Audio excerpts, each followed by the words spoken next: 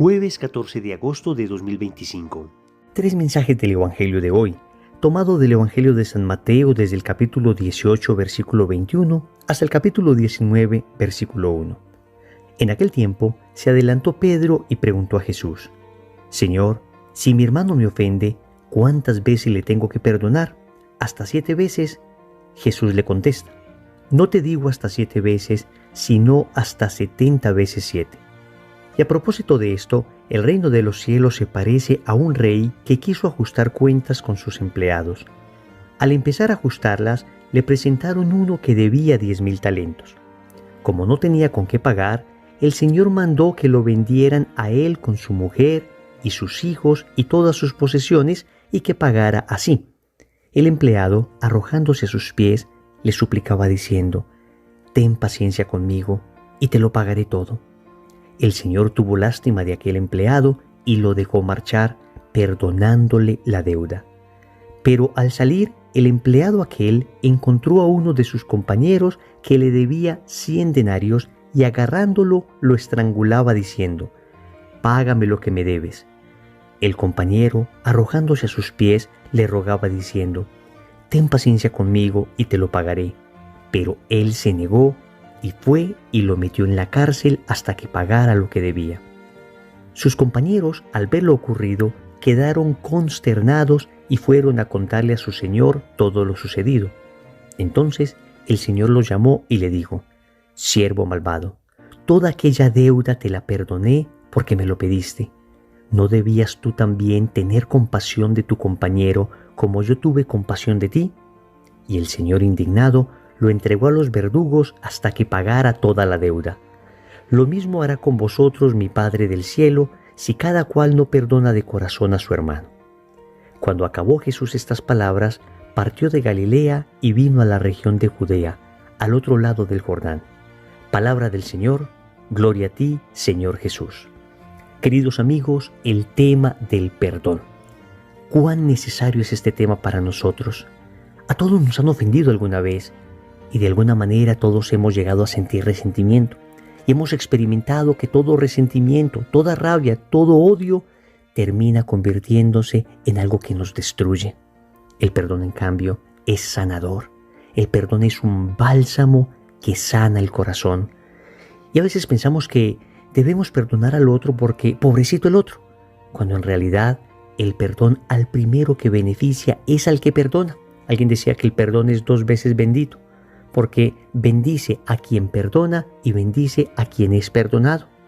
Y noten que el Evangelio tiene como tema central el perdón. El Señor en muchas ocasiones va a hablar del perdón. De hecho, cuando el Señor nos enseña el Padre Nuestro, Él retomará del Padre Nuestro las palabras: perdona nuestras ofensas como también nosotros perdonamos a los que nos ofenden. Y así dice el Señor, que si vosotros perdonáis a los hombres sus ofensas, os perdonará también vuestro Padre Celestial. Vamos a meditar 3 mensajes de este Evangelio. Primero, sana tu resentimiento contra Dios. Segundo, perdónate a ti mismo. Tercero, perdona a los demás. Vamos con el primer punto. Sana tu resentimiento contra Dios. Queridos amigos, parece extraño que empezáramos con esto, pero en muchas ocasiones nosotros hemos ido sembrando en nuestro corazón resentimientos contra Dios. Por supuesto que Dios no ha hecho nada malo. Él es perfecto. El Génesis nos dice que Dios todo lo que hace lo hace muy bueno.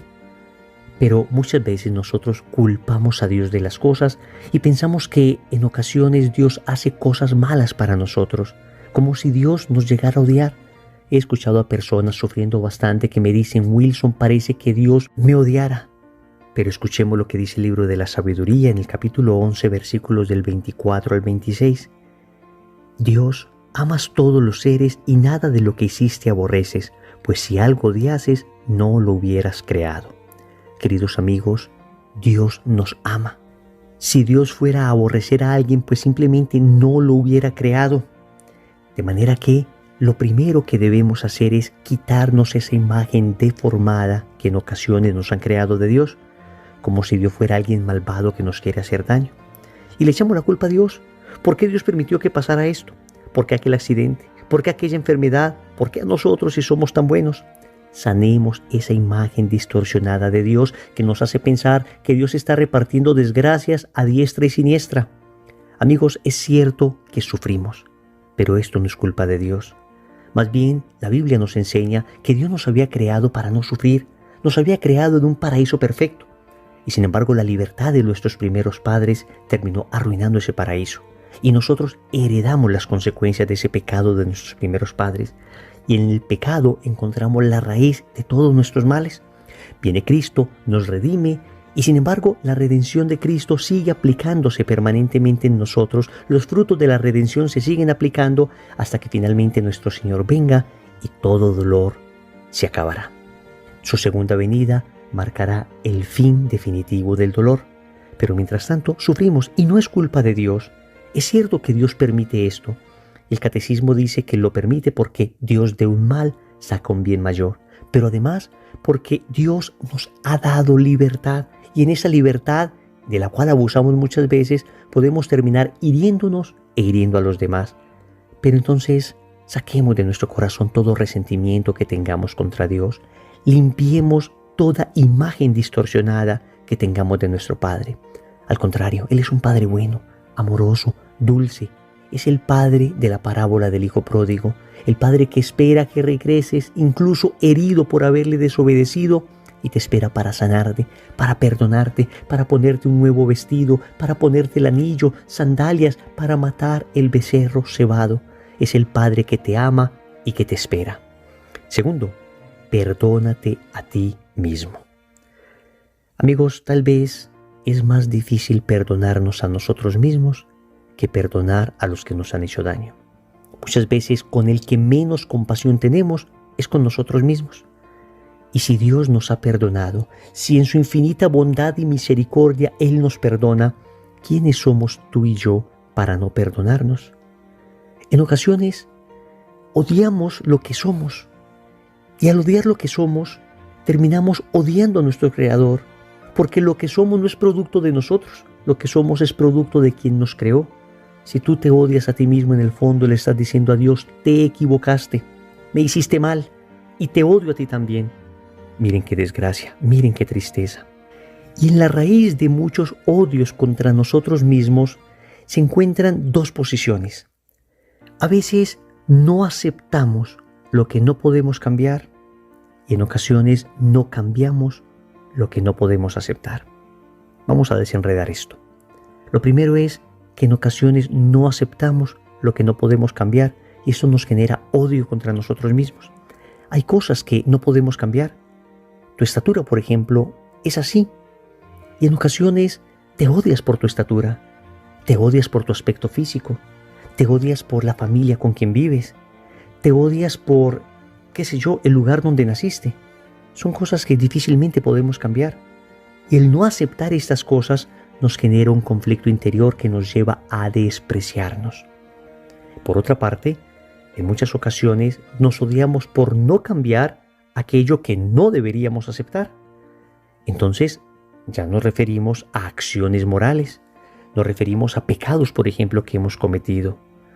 Y situaciones que deberíamos cambiar, por ejemplo, nuestro temperamento, nuestra manera de relacionarnos con los demás, nuestra manera de cuidar a los otros, que deberíamos cambiar en ocasiones porque son bruscas, son dolorosas, y como no lo hemos logrado cambiar, entonces nos llenamos de frustración y de rabia contra nosotros mismos. ¿Cuántas veces hemos prometido que vamos a cambiar algo y luego a los 5 minutos lo estamos volviendo a cometer? Y esto genera frustración, y esta frustración genera odio contra nosotros mismos. El Señor nos ha dicho que debemos amar al prójimo como a nosotros mismos. En ese orden de ideas debe haber un adecuado amor a nosotros. Y en eso consiste el amor verdadero a sí mismo, no en un egocentrismo, no en una idolatría de mí mismo, sino en saber aceptar aquellas cosas que no puedo cambiar y saber cambiar aquellas cosas que no puedo aceptar. Es momento de perdonarnos. Es momento de saber que si Dios me perdona, ¿quién soy yo para no perdonarme?